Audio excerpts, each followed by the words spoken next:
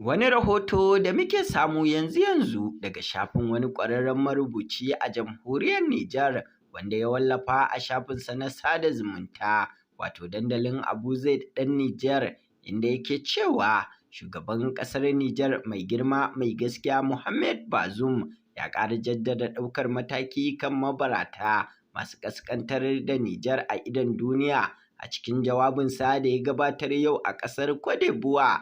Inda shugaban ke cewa waɗannan mata masu zuwa bara da 'ya'yansu bara ƙasar Cote d'Ivoire inda lallai suke ɓata ma ƙasarmu daraja saboda mun san irin ciwon da wannan al'amari yake muku, sannan in kuka fita gari kuke ganin 'yan uwanku 'yan ƙasarku suna wannan aikin na asha kuma mai muni. Lallai mutum in dai yana da kishi dole wannan abun ya yi masa ciwo ƙwarai da gaske. Wannan al'amarin kamar yadda kuka yi kuka da shi yau a wannan zaman namu da ku, haka su ma 'yan uwanku mazauna Algeria suka yi kuka da shi a yayin ganawarmu da su a ziyarar da na kai ƙasar wanda mun yi taro da su a shekaran jiya.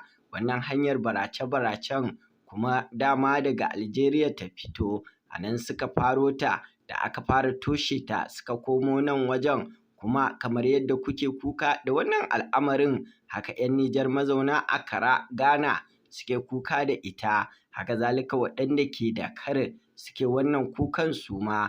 Wannan al'amari lallai yana ci mana tuwo a ƙwarya kuma za mu ɗauki matakai saboda mun san inda suke fitowa, an san jihohin da suke fitowa. Bazoum ya ƙara jaddada cewa ko da mutane ba za su ji daɗi ba za su ɗau mataki saboda abin ba daɗi ko kaɗan. Mu ba mu jin daɗin shi kuma ba ku jin daɗin shi, kuma duk wanda ya san mutuncin ƙasarsa da darajarta dole wannan abin ya sosa masa rai. Mu ma ba mu jin daɗinsa ko kaɗan.